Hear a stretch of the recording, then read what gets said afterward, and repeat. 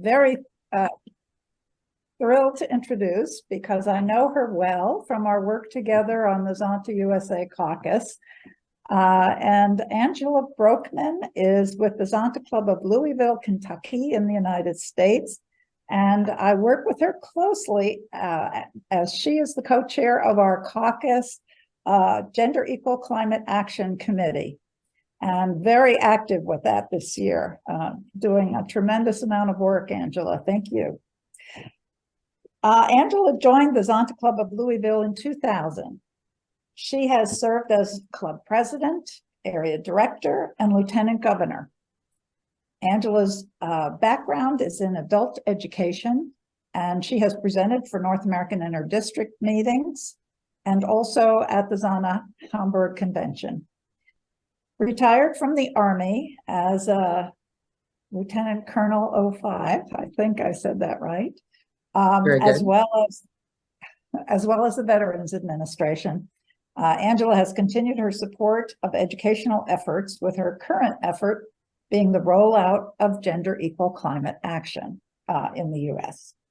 And Angela is currently the chair of the Climate Committee for the Zonta North American Advocacy Caucus, and is a member of the International Climate Committee Work Group. Locally, she is a volunteer with Metro Government's Office for Women, where she continues to focus on CEDAW at the local level. So I am just delighted to introduce Angela to you and let you take it from there, Angela. Thank you all. I really appreciate the opportunity to share with you what we've been working on within the caucus. We have been rolling out our think tanks quarterly, and as we have progressed with think, it became more and more evident that we still have a large group of naysayers. Oh, that's not climate change, that's just weather. So we kind of took a step back and looked at, how do we interconnect violence against women and climate change? When we took that step back and looked at it, what we realized is they are so close in tracking of issues. It was amazing. Violence against women deals with trafficking, attacks, physical attacks, sexual assaults. And anytime there is a displacement from your home, you also have the interference of your ability to generate income. It interferes with your child care facilities, and it may well interfere with education for yourself or for your children. Well, as we continued with this deep dive, we started to realize, and we did a snapshot from the Hurricane Katrina that went through in 2005 in Louisiana. Well, what we found there was, with sexual assaults, had a high increase in number. 30% of that number happened in a shelter. So when we are displaced and we go to shelter for safety, we are now at a higher risk for trafficking, for sexual assault, for physical assault, and again, the inability to generate income, to have childcare and education for the children and for us. We found that 38% of those attacks in the shelter were by strangers, and 36% of those victims were between the ages of 15 and 24.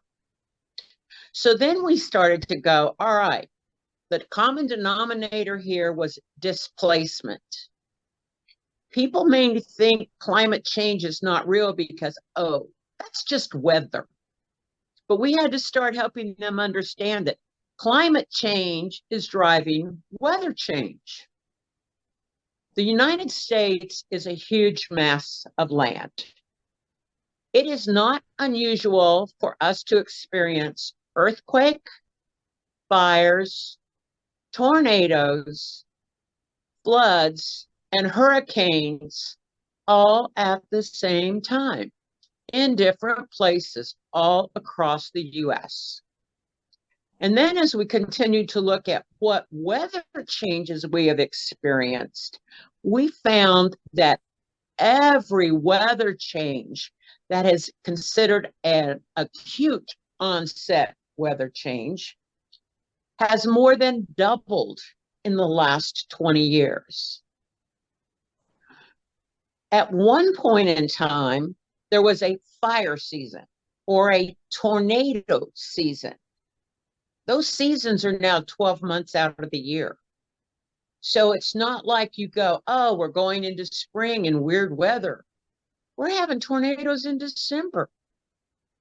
So we started looking at what happens with all of that displacement. We are seeing more frequency of the acute onset weather, and we're seeing it with a much higher intensity than we've experienced even 20 years ago. So we've been on a campaign to help tie violence against women and how it intersects climate change. I was doing a presentation at one of the local areas, and I had a woman from one of the shelters that's raised her hand and said, it's amazing that the first few items you address for your go bag for climate are the same items we address for women looking to leave a domestic violent situation at home. So we partnered together and started looking at, well, we have a list here that is good for both sides, but what we're doing on the climate side has increased. Because when you start thinking about what happens if you're caught in an earthquake? Well, you may be under rubble for a few days. Do you have your go bag with you? Were you able to grab it? Do you have a whistle? A whistle takes a lot less energy to blow to be heard over hollering for help.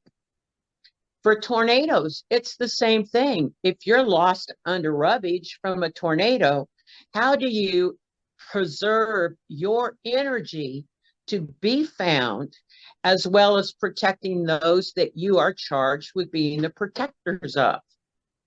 So now we're working across the states to look at, can we determine what is considered a good go bag?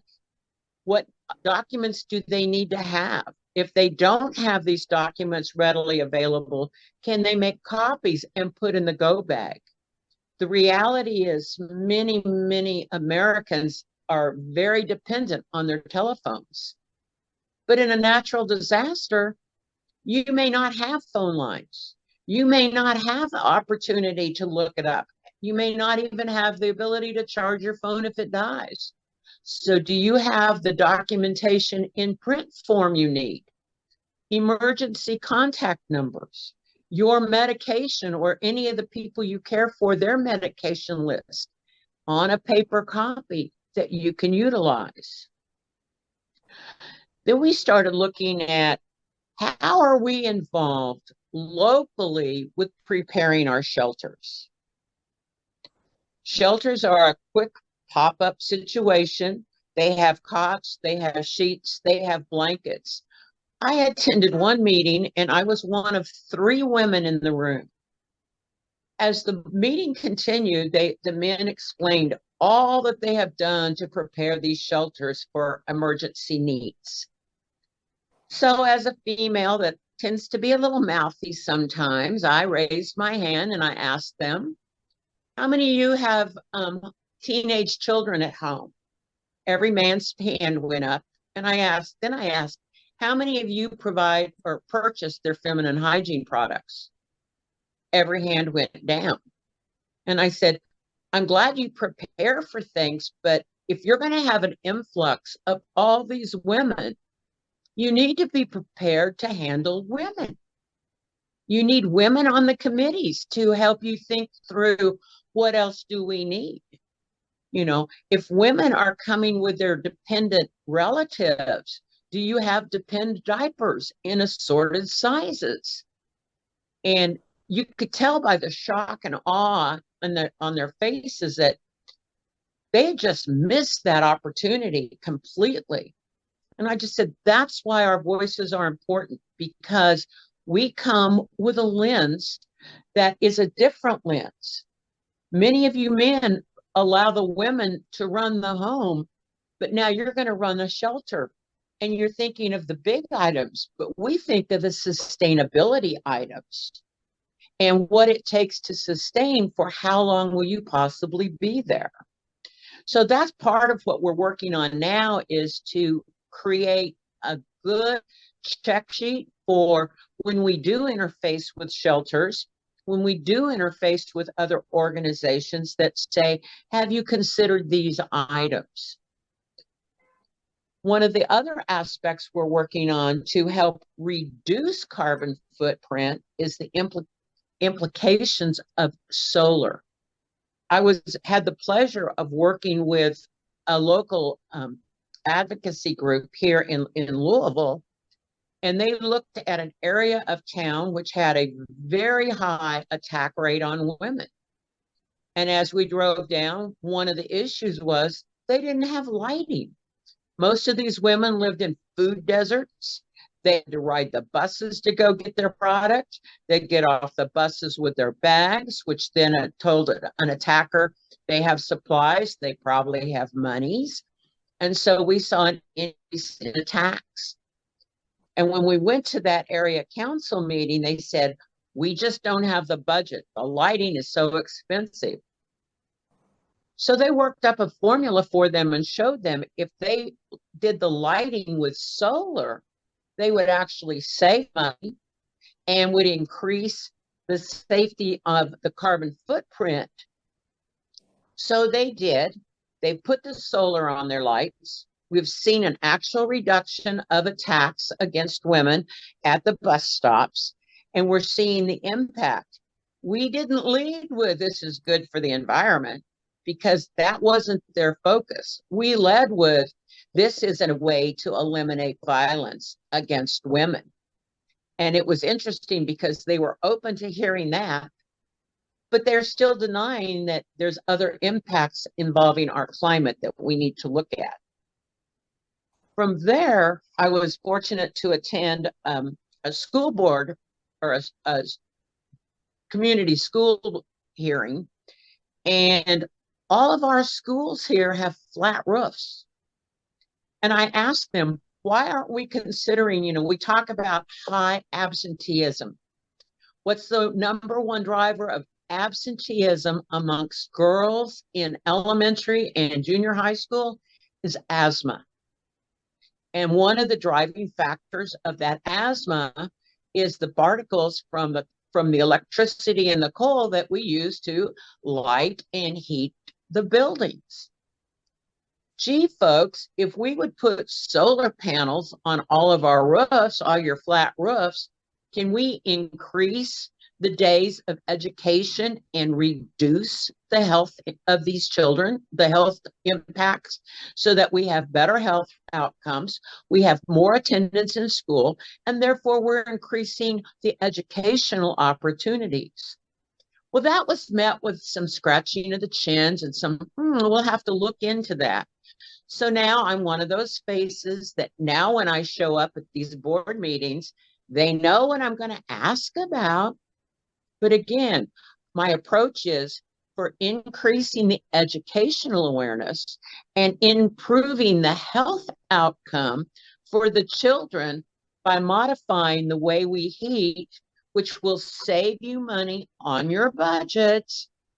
And oh, by the way, it reduces a carbon footprint. So we have a lot that we can do to advocate for our weather changes, our climate activities. But what I have found is I take kind of a backdoor approach and I tie those issues to the violence, to the educational opportunities, to the impacts that they are already speaking to as an opportunity for a solution. And then I also introduce, and it will reduce our carbon footprint. So I'm hoping that we're making headway. We have a lot of territory to cross.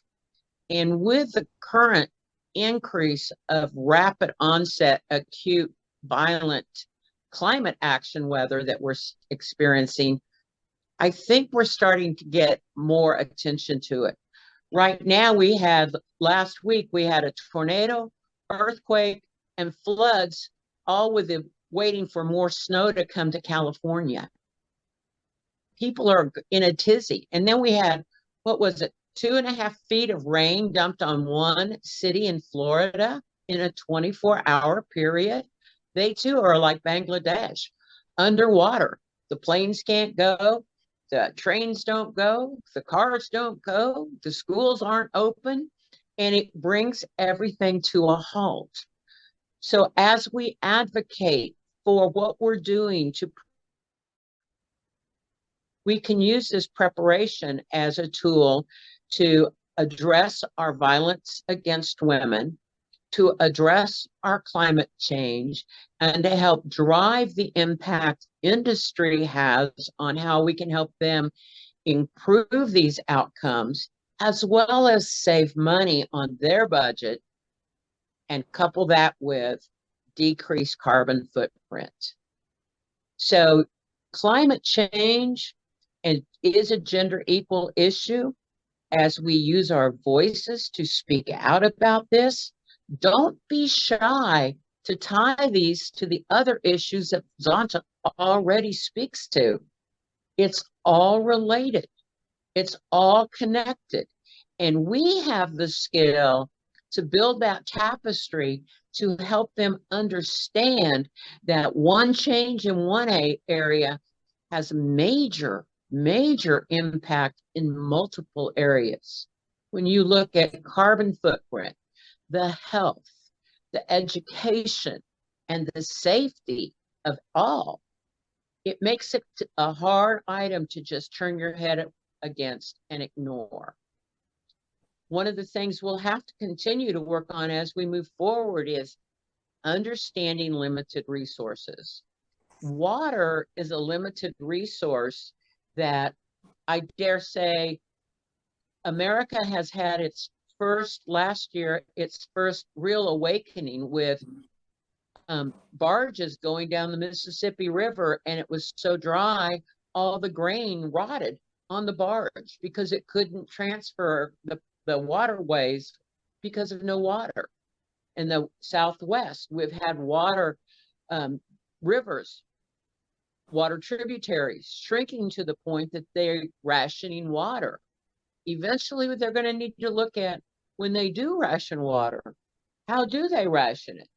If we cut off agriculture first, why aren't we cutting off golf courses and swimming pools first? Where are our priorities? And when you truly look at how long some of these rules have been on the books, many of these were written many years ago. And like most countries, if it isn't broke, we don't want to fix it. Well, now we're seeing that there's a lot that might be broke, and we need to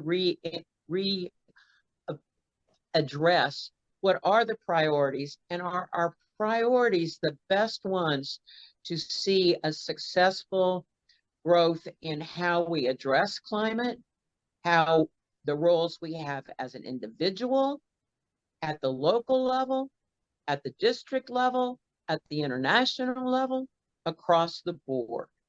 So locally, driving the issues home for safety in the shelter, safety in the streets, safety in the schools.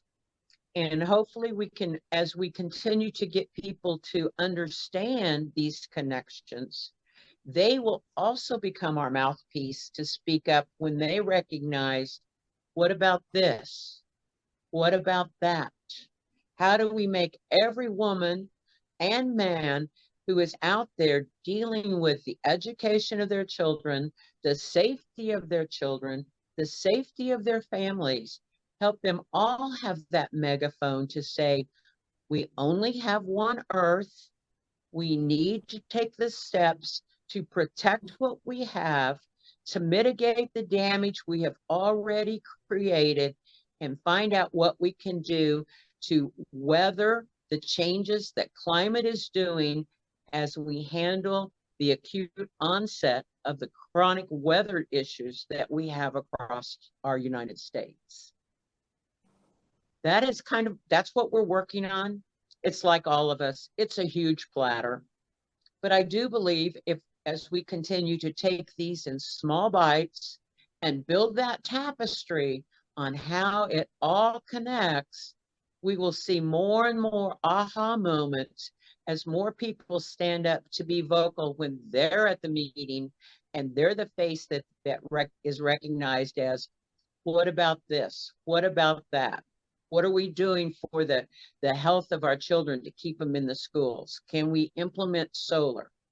What are we doing for the safety in the shelters? Because we're using shelters a lot more. So that is what we're working on.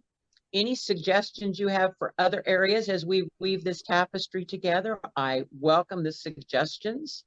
And I do believe that as a group, we will succeed in the efforts we are doing. And I thank Zonta and all my Zonta sisters for joining this campaign, stepping it up, and let's help get the word out across the globe. Thank you. Thank you. Well, thanks so much, Angela, for sharing all of that, and especially all that you're able to do at the local level, because that's what our clubs all need to hear, what they can do at the local level, and you're definitely doing it. Thanks for the presentation.